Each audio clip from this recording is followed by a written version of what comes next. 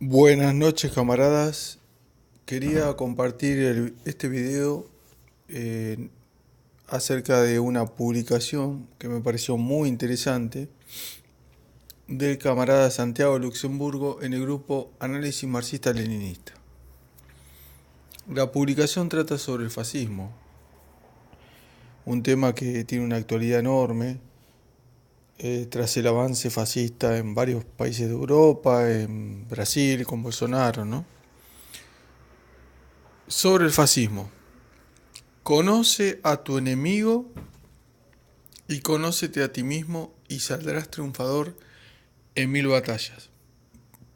Una de las mejores frases de El arte de la guerra de Sun Tzu, ya que aplica la dialéctica materialista. ¿En qué sentido aplica la dialéctica materialista? Quiero hacer una breve observación. Uno mismo y el enemigo de uno mismo son contrarios. Con lo cual, Sun Tzu aplicó la dialéctica materialista, ¿no? Es decir, conocerse a uno mismo y conocer al enemigo te permitirá ganar mil batallas. Eso es lo que afirma el general chino en su obra tan importante, ¿no? En el caso del fascismo, este es el mayor rival del comunismo y por tanto es necesario entenderlo científicamente para poder combatirlo. El fascismo es una doctrina política, lo que significa que es un elemento integrante más de la superestructura ideológica de la sociedad actual. Como sabemos, lo que determina a la superestructura ideológica, jurídica y política es la estructura económica. El fascismo no existía en el comunismo primitivo, no existía en el esclavismo, tampoco en el feudalismo. Es un elemento de la superestructura ideológica que corresponde a esta determinada fase que atraviesa la estructura económica, que corresponde a la estructura económica capitalista. ¿Qué distingue a la estructura económica capitalista y qué es de lo que derivan todas las ideologías políticas, incluyendo el fascismo? Como a todas las formas de estructura económica, un determinado grado de desarrollo de las fuerzas productivas, lo suficientemente alto como para dar lugar a la industria y a la producción de mercancías y a la apropiación privada de la riqueza producida socialmente bajo la forma capitalista, propiedad privada de los medios de producción bajo la forma burguesa, que divide a la sociedad en dos clases en pugna con intereses contrapuestos. La clase poseedora, los burgueses explotadores que poseen los medios de producción, ¿no? Y no trabajan, y la clase desposeída, los proletarios explotados que trabajan y no poseen. Además, la estructura económica capitalista se divide en dos etapas opuestas. La etapa inicial de la libre competencia y la etapa superior del imperialismo, cuya quinta esencia son los monopolios, todo lo contrario de la competencia.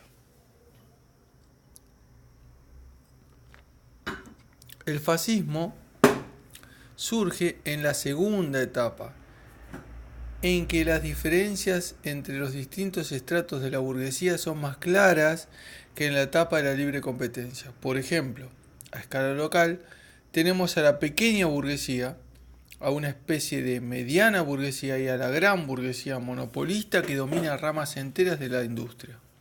También, a escala global, está por un lado la burguesía imperialista y por el otro la burguesía no imperialista, es decir, la burguesía perteneciente a los estados imperialistas como Estados Unidos y la Unión Europea y la perteneciente a los estados neocoloniales como los latinoamericanos y de Medio Oriente. El proletariado también se divide en estratos, las capas bajas, la mayoría, y las capas altas, la minoría, el industrial y el no industrial, aunque esto es complementario en el caso del análisis del fascismo. El punto es que entonces, sobre esta lucha de clase fundamental de toda la fase del capitalismo entre la burguesía y el proletariado y sobre las diferencias y contradicciones marcadas entre los distintos estratos de la burguesía, tanto a escala local como global, en esta fase imperialista particular del capitalismo es que se construye el fascismo y todas las doctrinas políticas en general. Esto quiere decir, resumiendo, que las doctrinas políticas defienden los intereses del proletariado o de la burguesía. Y en caso de representar los intereses de la burguesía, pueden representar exclusivamente a la gran burguesía monopolista, que al poseer el mayor poder económico posee el mayor poder político y el Estado le pertenece, o tener cierta consideración por los otros estratos de la burguesía, y pueden servir a los intereses de la burguesía imperialista o de la burguesía no imperialista. También pueden enfrentar al proletariado por medio de un intento de alienación, llevando a cabo reformas de la base económica capitalista, desconcentrando parcialmente la riqueza social por medio del impuesto a la ganancia, etc., o por medio de la represión, evitando toda reforma del capitalismo y permitiendo que el total de la riqueza social se concentre en manos privadas del capitalista. ¿Cuál es el caso particular del fascismo? Es una doctrina, acá viene la parte más importante, ¿no?, que defiende los intereses de la burguesía, al igual que el neoliberalismo, la socialdemocracia, etc., al contrario del comunismo, que representa los intereses del proletariado. Esto lo podemos ver en que el fascismo, en la práctica, utilizaba el Estado para reprimir sistemáticamente integrantes de la vanguardia del proletariado. Promulgaba el machismo, el racismo, la homofobia, el antisemitismo, etc., con el fin de dividir al proletariado en beneficio de la burguesía, y sostenía el capitalismo, el régimen de la propiedad privada de los medios de producción bajo la forma burguesa a muerte. Bueno, continuamos. ¿A qué estrato de la burguesía representa el fascismo?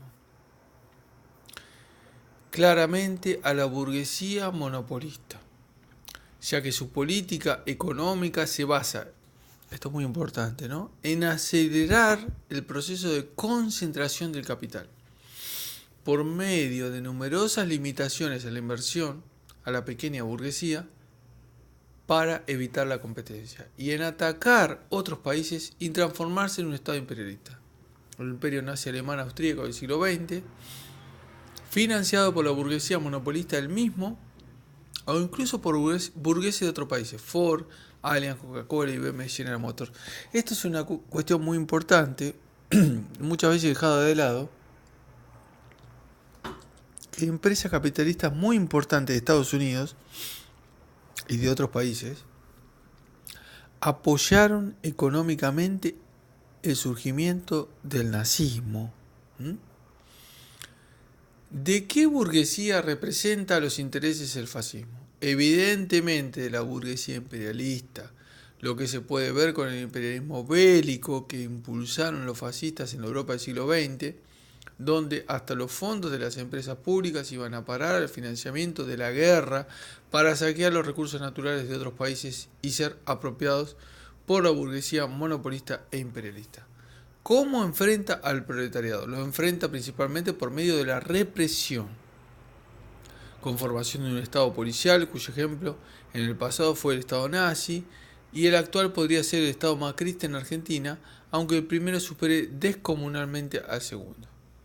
Y secundariamente, por medio de la alienación. Promueve el machismo, el antisemitismo, el racismo, la homofobia, el ultranacionalismo burgués, para dividir al proletariado tanto a escala nacional como internacional.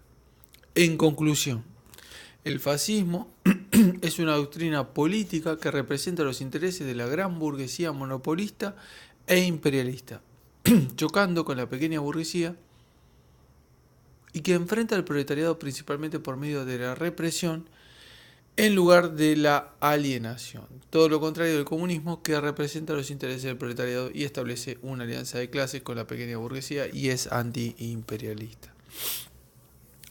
Bueno, me pareció excelente la publicación, muy necesario hoy en día cuando el fascismo se está extendiendo por todo el mundo. Una cuestión que me parece muy importante agregar, que al camarada se le pasó en su excelente publicación, ¿no? Fue que el nazismo en sus inicios fue una alianza de clases también. Es decir, en el nazismo, perdón, estaba por un lado la gran burguesía que financiaba a Hitler y la pequeña burguesía representada por Ernest Röhm y las SA, las camisas pardas, que también apoyaban al movimiento, pero desde otra perspectiva. Una perspectiva insurreccional, es decir, estaban en contra de la democracia de Alemania, apostaban por la violencia directa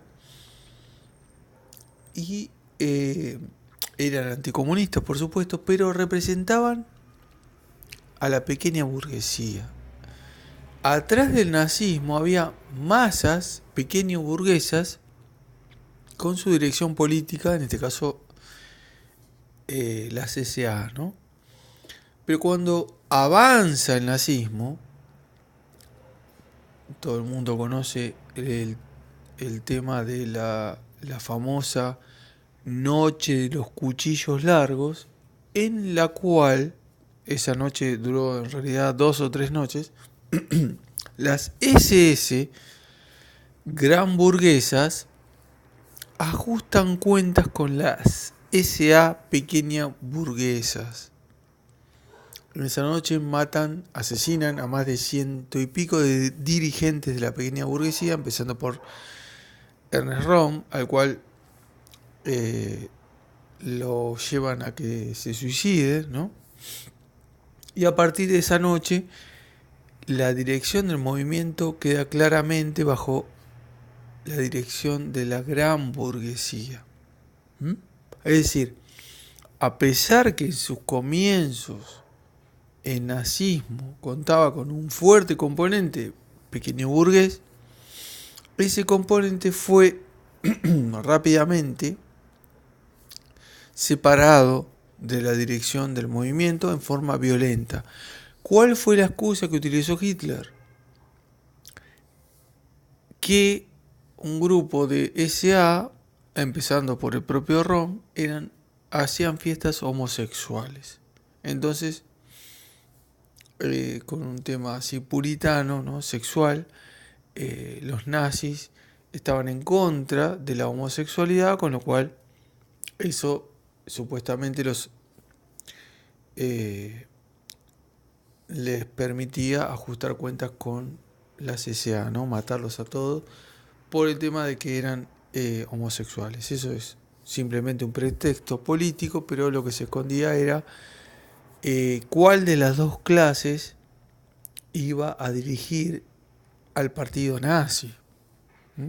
No debemos olvidar eso. Bueno, invito a todos a que se sumen al grupo de Facebook Análisis Marxista-Leninista, en el cual podemos contar con tan excelentes publicaciones. Esta publicación fue realizada hace tan solo 4 horas.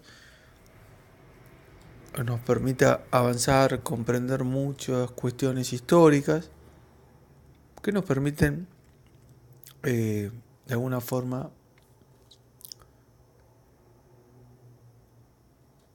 adivinar, o mejor dicho, predecir científicamente el futuro de nuestros países y de la humanidad. Venceremos, camaradas.